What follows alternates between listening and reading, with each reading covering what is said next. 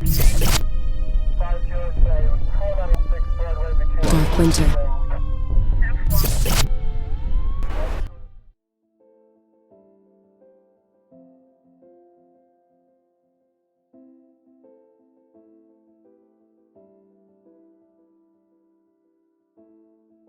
New York City.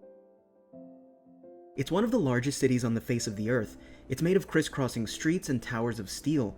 Every day, billions of stories unravel in its alleys, on its city streets, and even above and below them. Cities are a perfect breeding ground for creativity and exploration, and this is no different when it comes to video games. A few months back, I explored whether or not my first impression of The Division's New York felt real. As I crossed the West Side Highway, the real-world location of Camp Hudson, and looked to my left expecting to see a real-world gallery I'd visited many times, and saw that it was there just as in real life, I was hooked.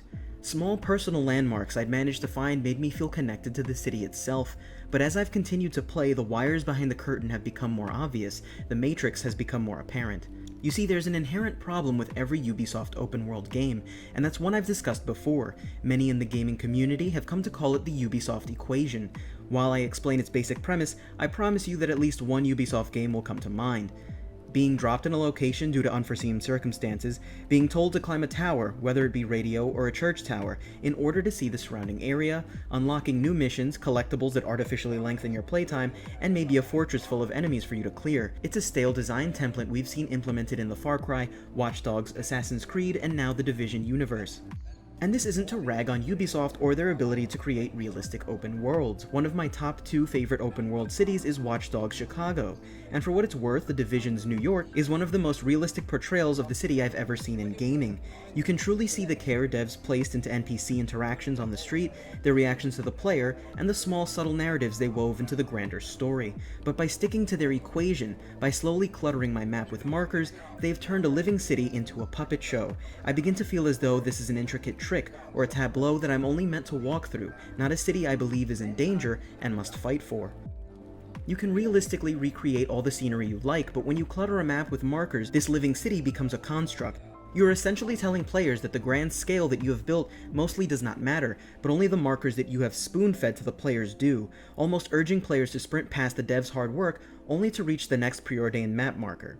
The prospect of entering a new neighborhood in the city and not being presented with map markers, allowing players to familiarize themselves with the area themselves and find the places that are useful to them as a player, rather than being told directly, seems exponentially more fun.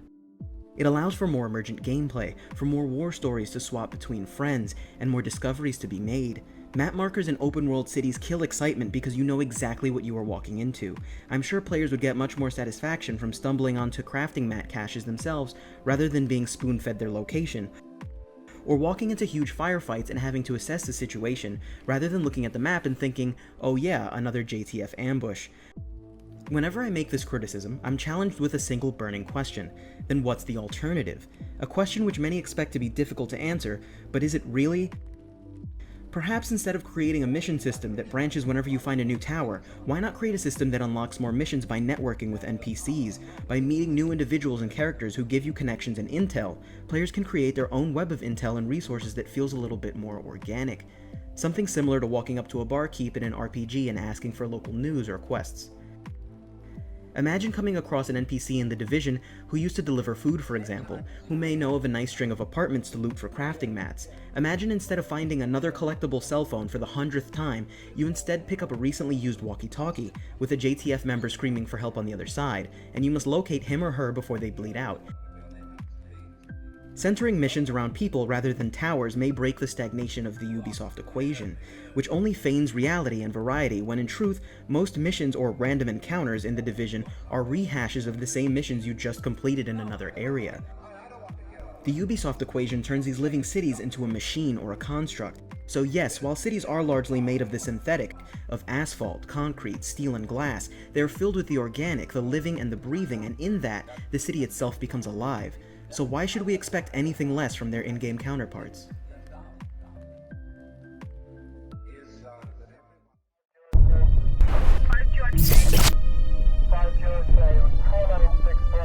Dark Winter.